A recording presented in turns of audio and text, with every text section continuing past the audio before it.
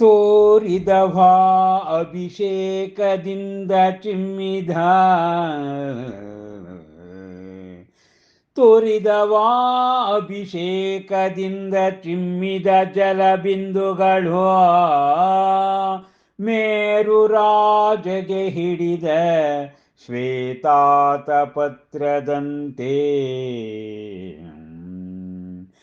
ಎರಚಿದ ಮಲ್ಲಿಗೆಯ ಅರಳಂತೆ ದಿಕ್ಕನ್ನೆಯರ ಹೊಳೆವ ಕರ್ಣಾಭರಣಗಳಂತೆ ಅಂತೆಯೇ ಕಂಗೊಳಿಸಿದವು ಅಭಿಷೇಕ ಪ್ರವಾಹದಲ್ಲಿ ಮುಳಗಿ ಮೇಲೆದ್ದ ತಾರೆಗಳು ನೀರ ಹನಿಗಳನ್ನು ಸ್ರವಿಸುವ ಆಲಿಕಲ್ಗಳಂತೆ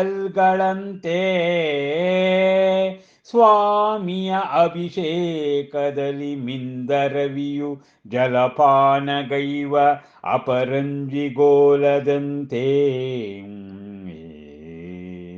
ಜಲಪ್ರವಾಹದಲ್ಲಿ ತೇಲಿ ಸಾಗುತಿಹ ಚಂದ್ರನೋ ಸಾವಧಾನದಿ ತೆವಳುವ ನಿತ್ರಾಣ ಹಂಸದಂತೆ ಹೊಂದಿದಂತಿರೆ ವಕ್ರಗತಿ ಅನುಗ್ರಹ ಮಂಡಲವೋ ಬಳಿ ಸಾರಿದವು ತಾರೆಗಳು ಭಾವಿಸಿ ಪೌರ್ಣಿಮ ಚಂದ್ರನೆಂದೋ ನೀರಲ್ಲಿ ಮಿಂದು ತಂಪಾದ ಸೂರ್ಯನನ್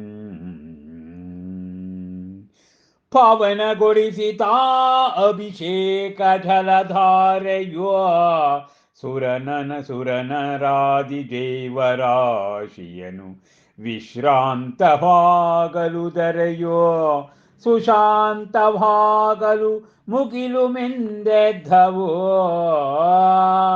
ಪ್ರಶಾಂತಿಯಲಿ ಮೂಲೋಕಗಳು ವ್ಯಾಪಿಸಿರೆ ಭೂಮ್ಯಾಕಾಶಗಳನ್ನು ಗಂಧಾಭಿಷೇಕದ ಪರಿಮಳವೋ ಅನುರಣಿಸಿದವೋ ಪರ್ವತಾವಳಿಗಳು ಅದ್ಭುತ ಜಯಘೋಷವನ್ ನಿಂತಿದ್ದರು ದೂರದಲ್ಲಿ ಹೊಳೆವ ಕಂಚಿನ ಪ್ರತಿಮೆಗಳೋಪಾದಿಯಲಿ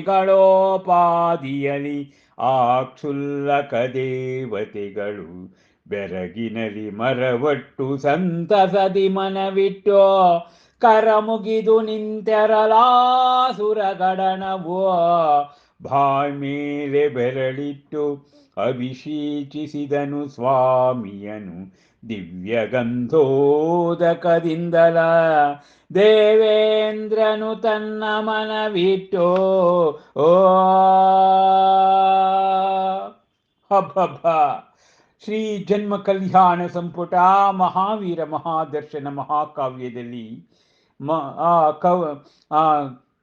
ಮಹಾಕವಿ ಡಾಕ್ಟರ್ ಲತಾ ರಾಜಶೇಖರ್ ಅವರು ಜನ್ಮ ಕಲ್ಯಾಣದ ಮನೋಜ್ಞತೆಯನ್ನು ಸಾರಿ ಸಾರಿ ಹೇಳುತ್ತಾ ಇದ್ದಾರಂತೆ. ಆ ಸುರೇಂದ್ರರು ಮಾಡುವ ಅಭಿಷೇಕದಿಂದ ಚಿಮ್ಮಿರ್ತಕ್ಕಂಥ ಜಲಬಿಂದುಗಳು ಆ ಮೇರು ಪರ್ವತ ರಾಜನಿಗೆ ಹಿಡಿದ ಶ್ವೇತಾತ ಪತ್ರದಂತೆ ಒಂದು ರೀತಿಯ ಒಂದು ಬಿಳಿಯ ಬಟ್ಟೆಯನ್ನು ಮುಚ್ಚಿದ ಹಾಗೆ ಕಾಣ್ತಾ ಇದೆಯಂತೆ ಆ ಮೇರು ಪರ್ವತ. ಮತ್ತೆ ಎರಚಿದ ಮಲ್ಲಿಗೆ ಅರಳಂತೆ, ಮಲ್ಲಿಗೆಯನ್ನು ಎರಚಿದಾಗ ಹೇಗೆ ಕಾಣಿಸುತ್ತೋ ಆ ರೀತಿಯಾಗಿ ಕಾಣ್ತಾ ಇದೆಯಂತೆ. ಯಾಕೆಂದ್ರೆ ಅಲ್ಲಿ ಒಂದು ಕ್ಷೀರಸಾಗರದಿಂದ ತಂದ ಜಲವನ್ನ ಅಭಿಷೇಕ ಮಾಡಿದ್ದಾರೆ. ದಿಕ್ಕನ್ನೇರು ಎರಚಿದ ದಿಕ್ಕನ್ನೇರು ಹೊಳೆವ ಕರ್ಣಾಭಗಳಂತೆ, ಆ ದಿಕ್ಕನ್ನೇರು ಹೊಳಿತಕ್ಕಂಥ ಕರ್ಣಾಭರಗಳಂತೆ ಕಂಗೊಳಿಸ್ತಾ ಇದೆಯಂತೆ. ಆ ಅಭಿಷೇಕ ಪ್ರವಾಹದಲ್ಲಿ ಆ ನಕ್ಷತ್ರಗಳೆಲ್ಲವೂ ಕೂಡ ಮಿಂದಿದವಂತೆ. ಆ ನೀರ ಹನಿಗಳು ಆಗಸದಿಂದ ಬೀಳ್ತಾ ಇದ್ರೆ ಮಳೆ ಬಂದಾಗ, ವರ್ಷಾಧಾರ ಹೇಗೆ ಆಲಿಕಲ್ಲುಗಳು ಮೇಲಿಂದ ಬೀಳ್ತವೋ ಹಾಗೆಯೇ ತಾರೆಗಳು ನೀರ ಹನಿಗಳು ಬೀಳ್ತಾ ಇದ್ದವಂತೆ, ಅಷ್ಟು ದಪ್ಪ. ಅಭಿಷೇಕದಲ್ಲಿ ತೊಯ್ದು ಹೋದ ಸೂರ್ಯನೂ ಕೂಡ ಜಲಪಾನಗೈವ ಅಪರಂಜಿಗೋಲದಂತೆ. ಇದನ್ನು ವರ್ಣಿಸ್ಲಿಕ್ಕಾಗೋದಿಲ್ಲ ಬಿಡಿ. ಹೀಗೆ ಚಂದ್ರನು ಕೂಡ ಸಾವಧಾನವಾಗಿ ನಿತ್ರಾಣ ಹಂಸದಂತೆ, ಹಂಸ ಸೋತಾಗ ಹೇಗಾಗುತ್ತೋ ಹಾಗೆ ಚಂದ್ರನು ಕೂಡ ಸೋತೋಗಿದ್ದಾನಂತೆ ಆ ಅಭಿಷೇಕವನ್ನು ನೋಡಿ. ಸೂರ್ಯ ಚಂದ್ರರೇ ನವಗ್ರಹಗಳೆಲ್ಲವೂ ಕೂಡ ಅವು ಆ ಪೂರ್ಣಿಮೆ ಚಂದ್ರನೇ ಎಂಬುದಾಗಿ, ಆ ಪೂರ್ಣಿಮೆ ಚಂದ್ರ ಇವತ್ತು ಅಂತೇಳಿ ಸೂರ್ಯನೂ ಕೂಡ ಆ ತಂಪಾದ ಮಿಂದ ಹಾಗೆ ಆಗ್ತಾ ಇದೆಯಂತೆ. ಹೀಗೆ ಆ ಆ ಸುಮೇರು ಪರ್ವತದಲ್ಲಿ ಅಭಿಷೇಕ ಜಲಧಾರೆಯಿಂದ ಒಂದು ಪವಿತ್ರದ ಭಾವನೆ ಉಂಟಾಗಿದೆ, ಒಂದು ಪಾಸಿಟಿವ್ ವೈಬ್ರೇಷನ್ ಕ್ರಿಯೇಟ್ ಆಗಿದೆ. ಆ ಸುರ ನರಾದಿ ಜೀವರಾಶಿಯನ್ನು, ಸುರರು ಮತ್ತು ನರರ ಜೀವರಾಶಿ ಅದು ವಿಶ್ರಾಂತವಾಗ್ತದಂತೆ, ಆನಂದ ಹಾಗೆ ಮುಗಿಲು ಮುಟ್ಟಿದೆಯಂತೆ. ಹೀಗೆ ಭೂಮಿ ಆಕಾಶಗಳನ್ನು ಮೀರಿಸುವ ರೀತಿಯಲ್ಲಿ ಗಂಧಾಭಿಷೇಕದ ಪರಿಮಳ ಅಲ್ಲಿ ಉಂಟಾಗ್ತಾ ಇದ್ದಂತೆ, ಅದ್ಭುತ ಜಯಘೋಷವನ್ನ ಮಾಡ್ತಾ ಇದ್ದೇನೆ, ಗಂಧಾಭಿಷೇಕದ ಪರಿಮಳ.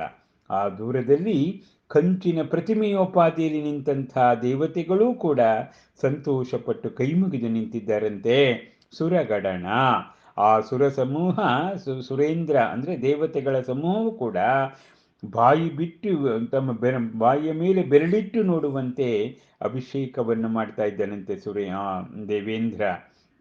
ಆ ಸ್ವಾಮಿಯನ್ನು ದಿವ್ಯ ಗಂಧೋದಕದಿಂದ ಆ ದೇವೇಂದ್ರ ಆ ಮನವಿಟ್ಟು ಅಭಿಷೇಕವನ್ನು ಮಾಡ್ತಾ ಇದ್ದಾನಂತೆ. ಅಬ್ಬಬ್ಬಾ, ಎಷ್ಟೊಂದು ಮನೋಜ್ಞ!